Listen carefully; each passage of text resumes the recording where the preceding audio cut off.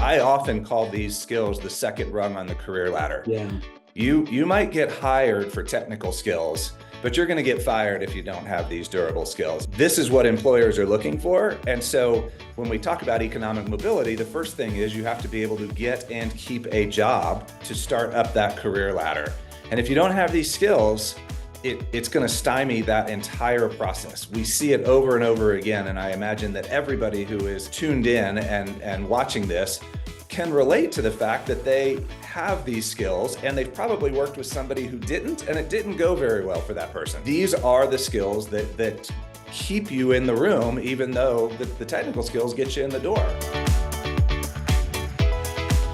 Hello and welcome to the Future is Clear, Teach Like It's 2045 webcast series. My name is Scott Carr from CESA 2. Today's topic area is durable skills, transforming education to help prepare our students for the real world. Joining us today is Tim Taylor, co-founder and president of America Succeeds. Let me tell you a little bit about Tim and America Succeeds. America Succeeds is an organization that is committed to engaging business partners and leaders to the educational system, and is exploding in the U.S. with durable skills in our educational system. Tim and his team have worked to bridge this gap between education and industry, promoting these durable skills so our students can thrive once they leave our K-12 systems. Tim has an extensive background in the business and education sectors and has been named one of Getting Smart's top 60 people shaping the future of education. And no doubt this is true, given what Tim and his team have been doing so far. Welcome, Tim. Thanks for joining me. Thanks, Scott. It's good to see you. I appreciate you having me on.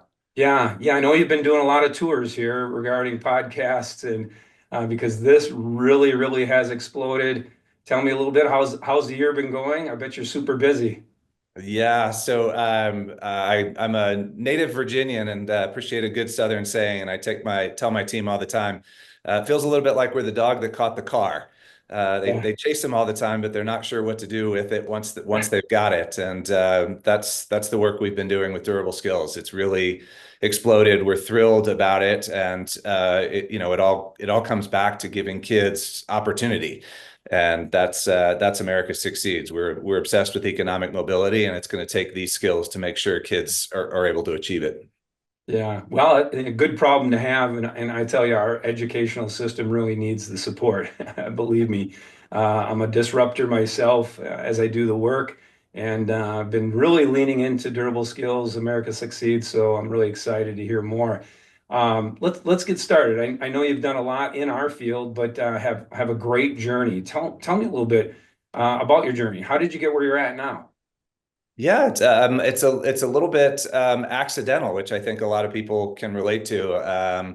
I started on Capitol Hill in Washington, D.C. I worked for a couple of members of Congress. After a number of years, we tell folks we pulled our rats from the race. We moved from D.C. to Denver, Colorado about 25 years ago, and I started a nonprofit working with abused and neglected kids. And really started to identify at that time, although I didn't know it, the fact that it was these durable skills that were so transformational in an individual's life, and took what I was doing on with that work and moved it into the education system, where I felt like we could have a much larger impact if we were really getting in front of this in terms of the front end, then it would have bigger results on the back end. Again, back to the economic mobility opportunity piece that I'm so interested in providing for young people. And so started an organization called Colorado Succeeds, which was the statewide business voice for education in Colorado. That went well, and we were asked by some funders and others to expand our work nationally, and that became America Succeeds. And I've been at that for just over 10 years now. And this durable skills work has been our focus since coming out of the pandemic. And it's been extraordinary. It's been a great run. And I think it has a lot of potential. We haven't even scratched the surface on where I think this is headed. Yeah, I would agree 100% on that. Like I said, great work. I kind of identify you as an untraditional thinker, educator in relationship to our field. outside the box thinker, bringing something that's really needed to our system, our educational system. Tell me this, why do you see the need for change in our educational system? Well, I mean, I think it's about the outcomes. It's what we're looking for young people to be able to do and know when they leave our Yeah. K-12 system, and to give them a chance at whatever they want to pursue, college and career readiness. I think it's both. I think whether you go to college or whether you go to a career, at some point you're going to have a career. So we're looking for opportunities to improve the readiness and that talent pipeline for kids to be able to succeed ultimately and give back to their communities. Yeah. What we want is for them to be productive members of society. And so I think that durable skills wind up playing a really big role in this. And because our organization partners with employers as the end users of the education system's product, this is what they're saying. This became really clear coming out of the pandemic. We heard employers say, give me somebody who can think critically or collaborate or has a growth mindset, and we'll teach them what we need to know.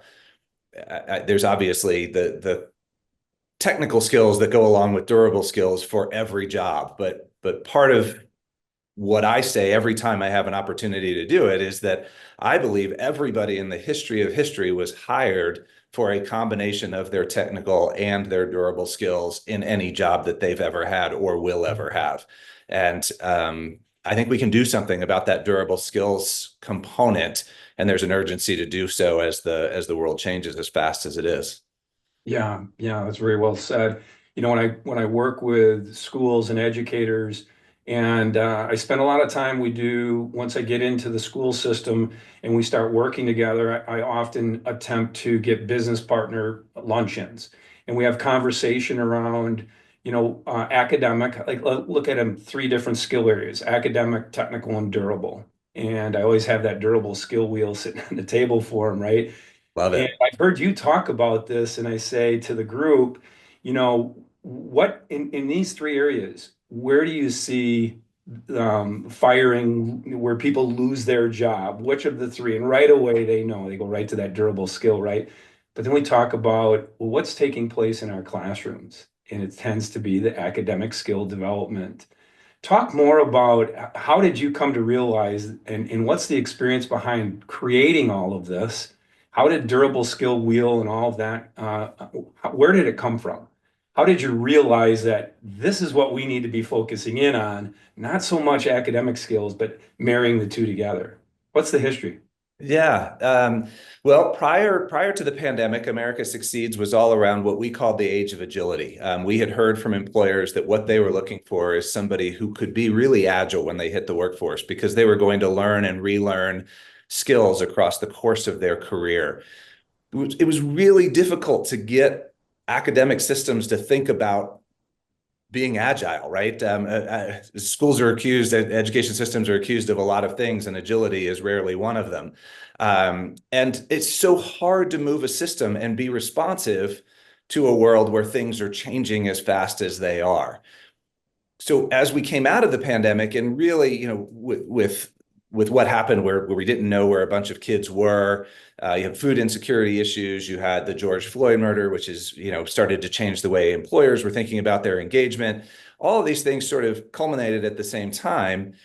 And employers started talking a lot more about skills that last a lifetime. This is what we kept hearing coming out. There are a set of skills that go along with those technical skills that you will take with you from career to career, and they're in demand in every industry, in every geography, and regardless of education attainment level. And these skills that last, is the way that they kept saying this, ultimately came into the brand of durable skills. And so referring to durable skills, as opposed to, they never wanted to call them soft skills. Yeah, 26 years into the 21st century, they're not 21st century skills. right. Essential skills. There's a lot of technical skills that are essential in today's workforce too. So really, to put a different name on it and to get employers to come back and talk about this issue, that brand of durable skills really was part of the catalyst. And hearing anecdotally, we talked to all the major associations. So whether it was in healthcare, or whether it was in tech, or whether it was in manufacturing, and all of them said, of course, they're the foundational skills that everybody's going to need. Yeah. And so we had the anecdotal, and then phase two of that process was the research. And we partnered with MC Burning Glass, now called Lightcast. And what we did is we analyzed 88 million job Wow. descriptions.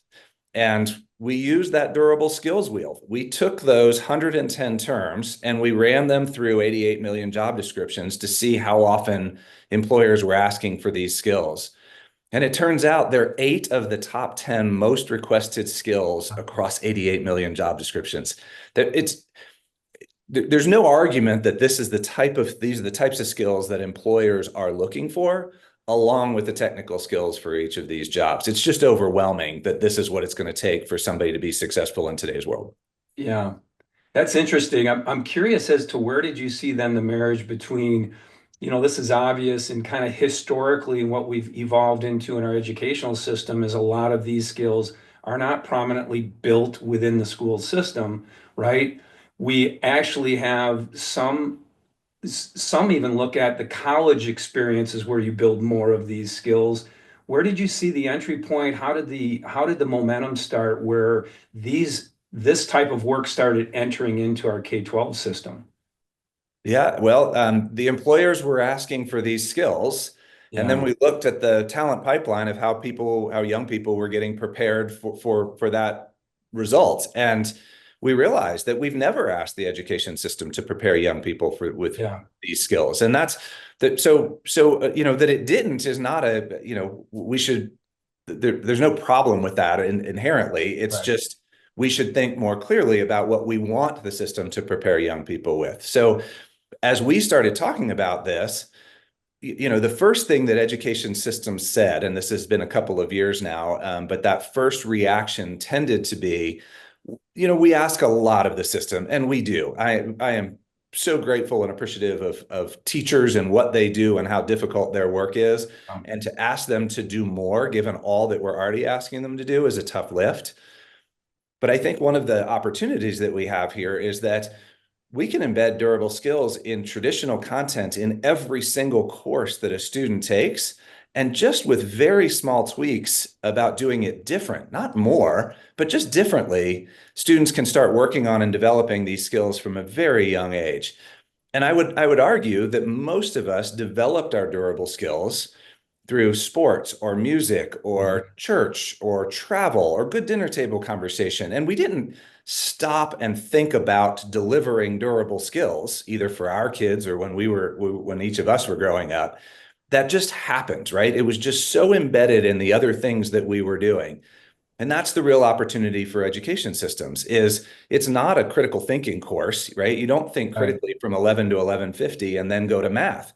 You collaborate while you're in math. And when I was in school, if we were collaborating in math, they called it cheating. But we ought to change the norms. We ought to think about, right, how do you right. collaborate in math? How do you think critically when you're in a science course? How do you develop a growth mindset when you're studying history? These things really are part and parcel. They ought to be inseparable from the student's daily experience Yeah. to work on and develop and ultimately demonstrate these skills. Yeah, I love how you say that. And again, some of the work that I end up doing right with teachers, you're right. There is a bit of nervousness. Our teachers do an outstanding job. They're tasked with so much to do, but when we start to look at doing things differently, they get a little nervous. And you've been doing this now. I've been following you for some time now. Um, you've been doing this now a good amount of time this year. What are you seeing as some examples of educators embedding this? Maybe administrators reinforcing and moving this way with a vision. What are you seeing? Yeah. Well, the initial report came out in 2020, and I wish we'd have even started earlier than that. Um, I Again, it's just rooted so squarely in the demand side of this. So it's a little bit like motherhood and apple pie. There's nobody who is saying kids don't need these skills. yeah, This is working in red states and blue states and purple states. This is what employers want. This is what policymakers want. This is what teachers want. This is what families want. So that's been really nice. There's been some wind in our sails as it relates to that. I think one of the other things that's happened recently is that you're seeing more and more portraits of a graduate, where a Yeah. state or a district comes together and they describe what they want a learner to look like at the end of their K-12 experience. And in every portrait of a graduate we've seen, the Yeah. portrait includes reading, writing, arithmetic, table stakes, has to happen. And then the next level of that, right? In part and parcel, they will include critical thinking, collaboration, growth mindset, leadership, durable skills. So now the communities have signaled that this is what they're looking for. And the real opportunity is to figure out how to make that part of a student's day. We can't just have a portrait of a graduate and not change Yeah. how a student spends their time, because we created a portrait of a graduate because that wasn't what we're getting out of the system. So I think that there is really a clear North Star and clarion call for durable skills in the classroom. And now, because we haven't asked teachers to deliver these skills, it's really professional development, upskilling, showing them prompts, using AI, using other tools and services and technology to embed this in the classroom so that they get a taste of it and they can actually see what it looks like. Because as soon as we give them a few tastes of it, everywhere that we've seen this happen, they start doing it on their own. They don't need a lot of our help. And in fact, from our perspective, we don't know how to put it in the classroom. We just know that this is the end result we're looking for. Yeah, you say it really, really well. And I guess my curiosity also goes to is, how does this improve our economic development, as it extends itself down? What are they saying? What are business partners saying in regards to the end result of this? Are we seeing this? This is the need, obviously, but the end result should give us what? Yeah, somebody who was employable, I think is the short answer to Yeah, that. right. I often call these skills the second rung on the career ladder. Yeah. You might get hired for technical skills, but you're going to get fired if you don't have these durable skills. And in fact, there was an article in Forbes recently. Gen Z is getting fired at an unprecedented rate Wow. by employers. I think the stat was 6 out of 10 Wow. employers have let somebody go within a few months of hiring them because of a lack of durable skills. And so I think that it's really clear that this is what employers are looking for. And so when we talk about economic mobility, the first thing is you have to be able to get and keep a job to start up that career ladder. And if you don't have these skills, it's going to stymie that entire process. We see it over and over again. And I imagine that everybody who is tuned in and watching this can relate to the fact that they have these skills and they've probably worked with somebody who didn't, and it didn't go very well for that person. These are the skills that keep you in the room, even though the technical skills get you in the door. And so I don't mean to ever suggest that these in and of themselves are the ticket. Yeah. I am absolutely convinced that they are part of the equation. So that's why I'm so passionate and I believe so firmly in these skills as a way to create that economic mobility based on what employers are asking for in today's world. And I'll add this: the more AI we see in our world, the Yeah. more important these skills are. These are the things that the machines can't do yet, Right. hopefully, but it is the demand has gone up over the last couple of years, not down. Yeah, yeah, I know it. Again, as I've worked with teachers, a lot of the times inside of our classrooms, they're so pressured to work towards, right, the data around a test, achievement. And so I call it, this is the way we conditionalize our students, our kids, as they exit K-12, they're not prepared with these types of skills because we've pushed so hard on the, academic skill within our K-12 system. But our educators want this. They want this shift because they recognize the fact that these are the skills that are going to make them be successful. Are you seeing anything out there where you're really seeing this immersed, where you have some real good, strong examples of how teachers are doing this work? Yeah, there's some great pockets around the country.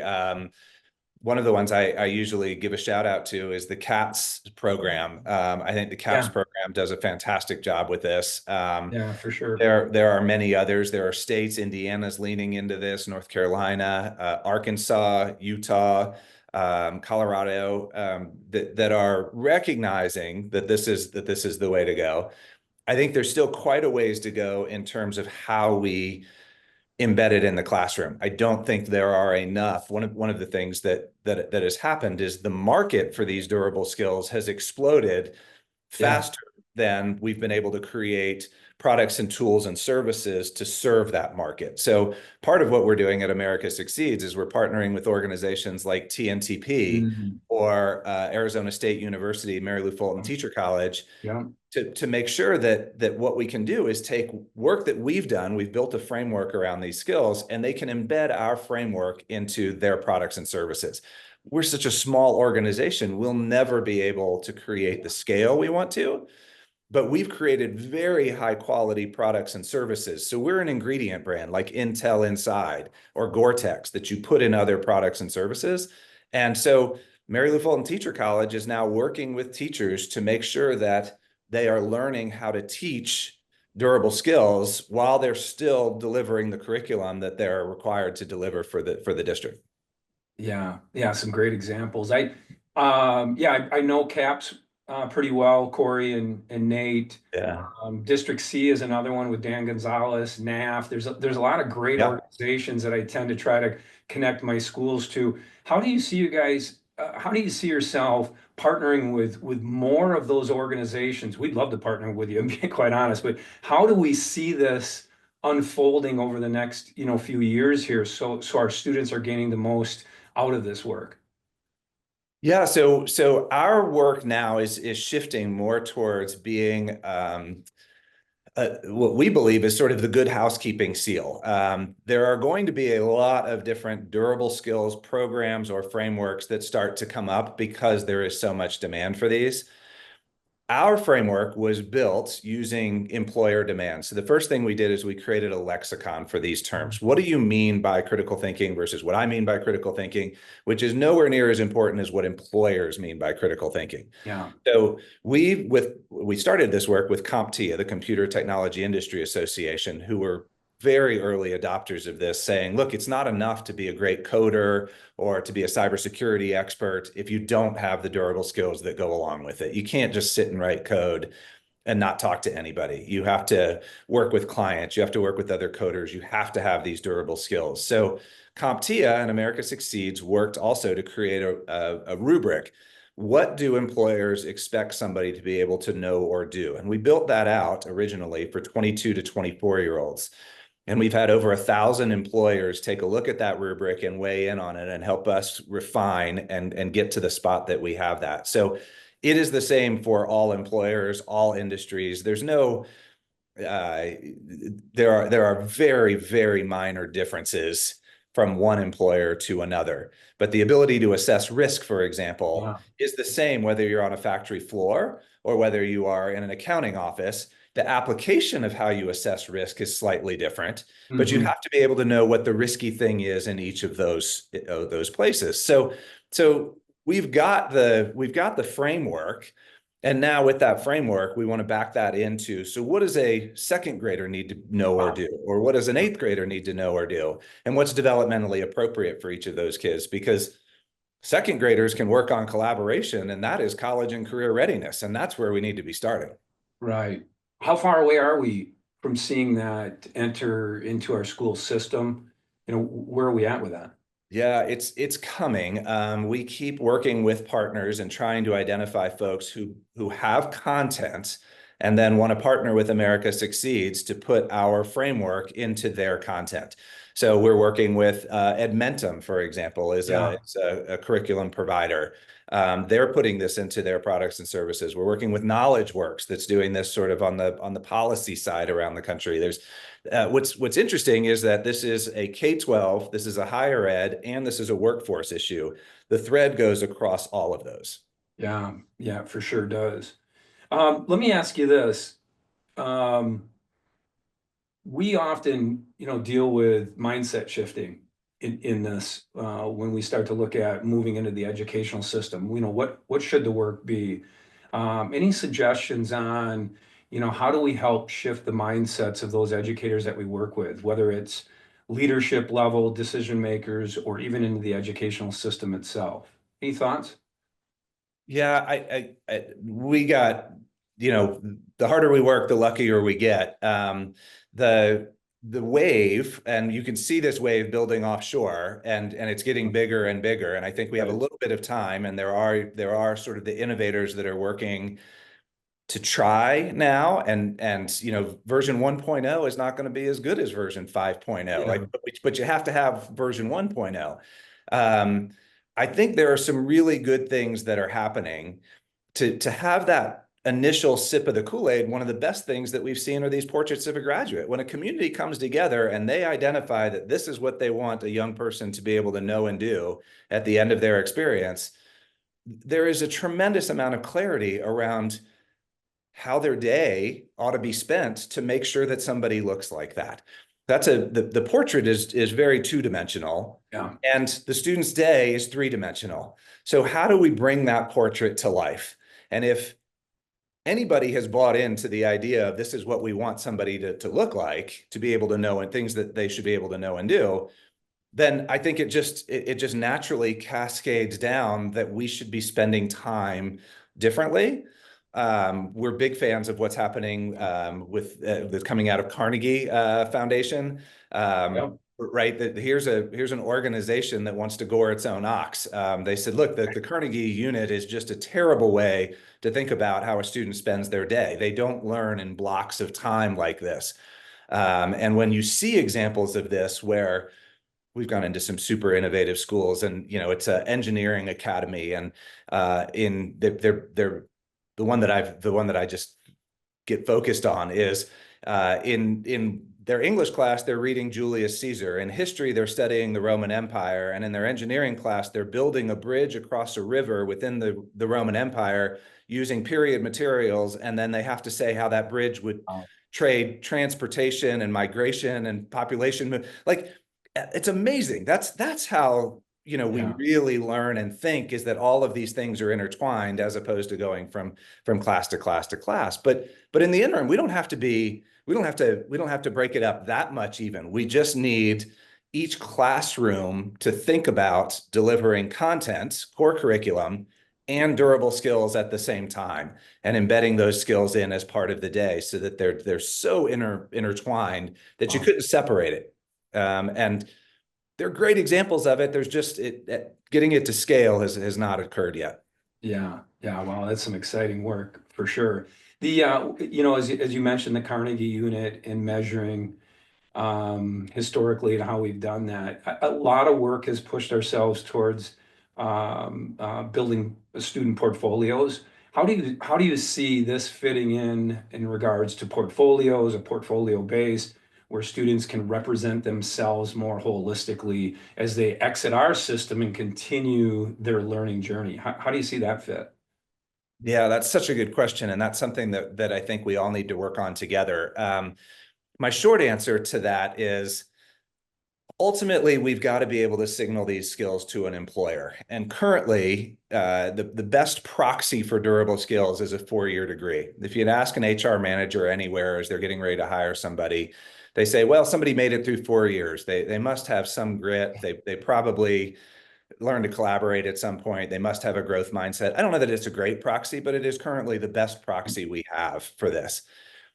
I always think about durable skills as sort of uh, a spectrum. Nobody's going to be great at all of them. Yeah. So how do we identify strengths, and how can somebody signal their strengths to an employer at some point down the road? Early on, it makes sense that you could have a portfolio, that you could have a lot of observation. You could use surveys, you could use AI tools, which would be able to assess somebody's ability as it relates to this. And the trick becomes that in order to really sort of have some parity with a 4-year degree, we're going to have to be able to signal these durable skills within the 8 seconds that a typical HR manager looks at a resume. Mhm. So it can't be a portfolio, which is where I really thought we were going to wind up, is that young people would have portfolios of their durable skills along with some of the other skills they may have. But we're going to have to figure something out. And I don't know exactly what that looks like. There are a lot of folks who are working on assessment or measurement tools or other things. Um, I'll say, as a start, I have 2 seniors in college, and both of their resumes start with a durable skills section as evidenced by, and they have each written in some things that provide evidence that they have those skills. I think that's a great first step and Yeah. as an interim, but we're going to have to do better than that ultimately down the road to get this to scale. But I I would also emphasize at the same time, going back to sort of the way that we've learned these skills or we're teaching our kids these skills, we're not worried about measurement. If you're an upper middle class Yeah. family or an upper class family, you're teaching your sons, daughters, these skills, and you know that they're so important that you don't ask, well, where did they get developed or how are they doing on that? You Right. just know that embedding it into them is so critical that you wouldn't think twice about not doing it. And I think that's the mindset that the schools need to take is let's just start putting it into everything they do. And good quality measurement is going to come, but we've got to buy in. This is sort of the question you asked earlier. How do you get the buy-in? I think fundamentally, we just need to understand that this is the ticket for economic mobility. And Yeah. if we want to punch that ticket, we're going to have to put it in even before some of the other things are in place. Yeah, I'm really excited and I'm glad you said it that way because the more we look at the work that we're doing, the more we look at, what should kids be doing? What should students be doing? We're seeing this shifting way down even into sixth, seventh, eighth grade level. It's the experiences they get themselves involved in, right? Which allows them to determine what direction they want to go. But it's those experiences that help build these durable type skills. We get hung up on, where are they at? Are they proficient or above proficient or below? I think we're losing sight of the fact that we're wasting our time on, the restructuring of what we should be doing with our students. So as I look at it, is that portfolio is living. It's a living opportunity as you move forward. And if I'm invested, I might be in a micro internship that turns into an internship or a youth apprenticeship that turns into an apprenticeship. They're going to hire me because as I go along and show those durable skills that I'm able to build along the way, they're going to want to invest in me. So, yeah, I love how you say that. We definitely have to look out in front of us. I do want Yeah. to ask you this. Yeah, go ahead. No, I was going to give you an example that I love. And we were talking with employers and educators about this. And an employer said, so I have somebody in my interview and I say, tell me the last time you collaborated and what did it look like? So I went and took this to my kids and I was like, so what did that look like? And they said, you mean group work? I was like, well, All yeah, right. group work. Yeah. And they're like, well, what I learned was that Billy did not pull their weight. He Yeah. just did not do what he was supposed to do. I picked up on, on all of Billy's work. Well, if we present group work that way, then that's what somebody is going to learn. If we think about collaboration and the definition that employers have for that, then what we can do is we can break up collaboration into the Yeah. parts of collaboration that they're looking for. So step one is figuring out roles and responsibilities. Step Yeah. two is figuring out how to handle conflict. Step three is deliverables. So now in an interview, you say, well, it was in my science class. Yeah. And what I learned was, and you break down each of those steps. Well, that shows you can collaborate in any situation Yeah. because you know what the steps of collaboration are. And that is not onerous to ask a teacher to embed in a classroom. And when they're doing group work, that they understand what group work they're doing and what the parts of collaboration look like. That's just good teaching and learning. Yes. Yeah. Yeah. I love how you say that. And boy, I tell you, the number of times I've had conversation with educators and I talk about true collaborative teams versus group work. And they say, well, we do group work. And then when you go into the depth that you just explained, they say, maybe we don't do group work. Maybe we are not collaborating. But to your point, that's exactly what the structure of the inside of a classroom should look like, in the collaboration spaces. I'm excited because I know in our state, we've got so many people that are jumping on this, and we're all having that same conversation. This is what we need to be doing. So, that innovation is going to happen. I think we got some great people I'm working with. So it's just some really good stuff. I do want to go into, what do you got down the road? And I want to pay you a compliment here, Tim. As you know, I work with schools, and I was working with this teacher, um, and Morgan Huntley from Della Venderian. I got to say her name. she was on me so much about the durable skill wheel. She loves it, but she needed one in Spanish. And I'm like, I don't know that I got the time to, nor could I probably do it. But she reached out to you guys, and you in turn turned around and created one for her. So really appreciate that. That was some great work on your behalf, and it made her super happy. But with that said, more to come. What do you guys have, in the hopper? What's going on? What's out in front of us? First, thank you. Love that anecdote. And we were thrilled to get that request. And it was a miss on our part not to have translated it earlier. Very close friend of my wife is from Mexico, and we had her translate it because it got a lot of the nuance that we needed in the as opposed to just putting it into a translator, because it's so many of these Wow. skills is the way that employers, we didn't pick these skills, employers did. So we had to make sure that it backed up the right way. Yeah. So Great story. um, we're super excited about where this can go. We have more research that's coming. We have to stay ahead of the field on research and demand. We have to partner with more partners to make sure it's high quality products are getting into the classroom. Things like prompts and tools.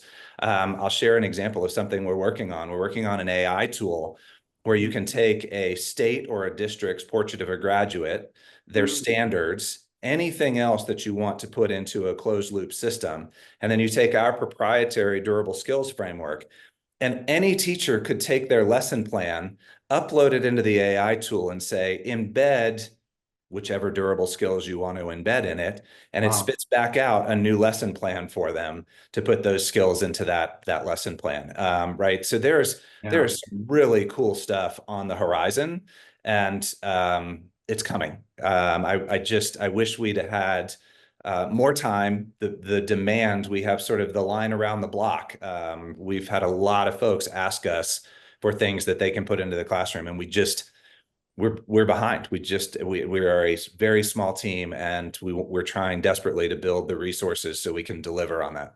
Yeah. Yeah. That is great. How exciting. Yeah, it's fun. Yeah, yeah, I use AI quite a bit when I'm working with teachers. So this is right up, and the portrait of a graduate, all these things you're talking about is definitely things that I'm invested in when I work with schools. What about, I think it's called path smithing. Am I saying that right? What is that? Are you guys, is that something new? Is that already? Yeah, so it's you've had a little preview there. So we Okay. have trademarked the term pathsmith, and a pathsmith is somebody who forges a pathway with durable skills. Pathsmith is going to be our brand of durable skills. Yeah. So as I mentioned earlier, an ingredient brand. So if you think of Intel or you think of Gore-Tex, you know that it has high quality materials in the content you look at based on that brand. Yeah. We're building that so that products and services can start to hit the market where people know that it's based on employer demand, that it has the really good stuff, the high quality intellectual property, starting with what employers are looking for. So that Pathsmith brand is going to be something you start to see more and more of, which will be a signal that you got the good stuff. Yeah. Wow. Wow. That is really, really good.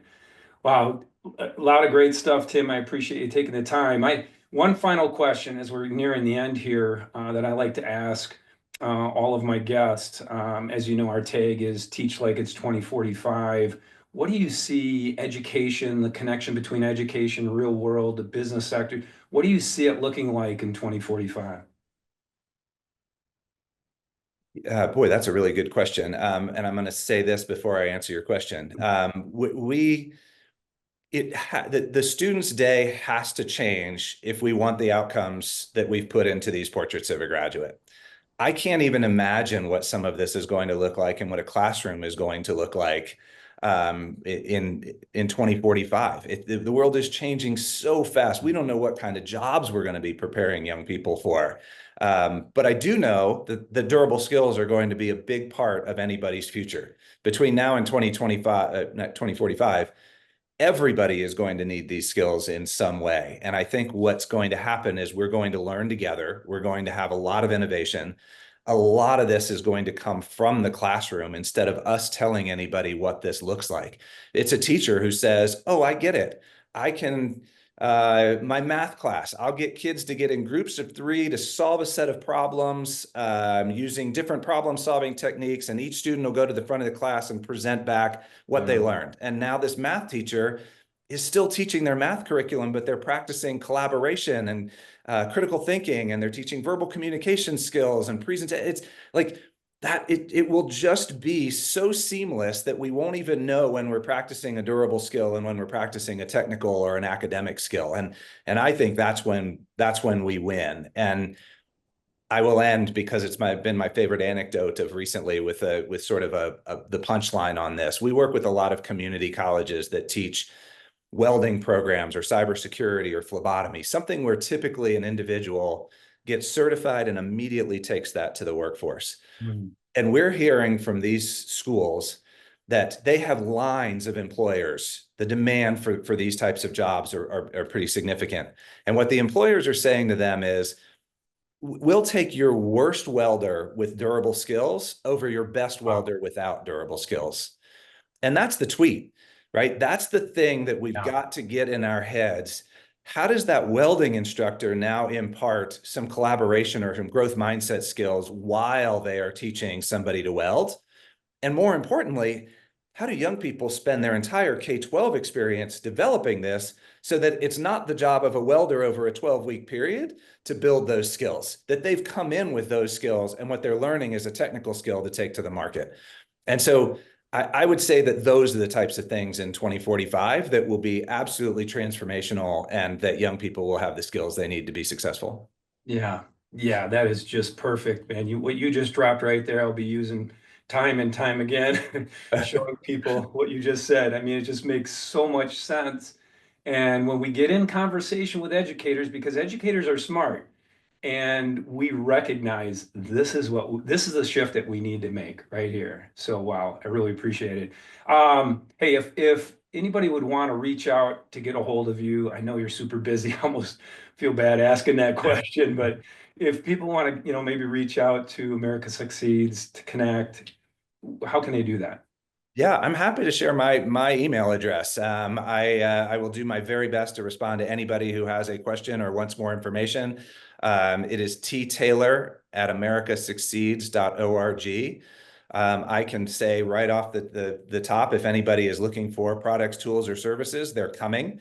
I would keep an eye out for the launch of our Pathsmith brand that is getting ready to be released, and hopefully there'll be a lot of materials and things that an individual teacher might be able to use as soon as that comes out. So a little bit of patience, but it's a lot more is coming on this front. We're super bullish on the opportunity in front of us and the response. And we also love great ideas. So if somebody's got something innovative, if they want to share, if they want to say, this is working for me, we're trying to learn from one another. And we keep doing the research to say, here's what we think good looks like, and then bring those things to scale. So it's a two-way street. So definitely look forward to working with folks like you and others that have a microphone, a megaphone, and are out talking about this and seeing the demand and want to do something about it. Yeah, well, we certainly appreciate that. Well, thank you very much, Tim. This has been great. A lot of great information. Thanks for joining me. Absolutely. Thank you for inviting me. I look forward to continuing to work with you and seeing what we can do here. 2045 is coming fast. Yeah, it sure is. It sure is. Hopefully I'll be retired by then, but never know. Thanks, Tim. Thank you. And as we depart, remember, the future is clear. Take care, everybody.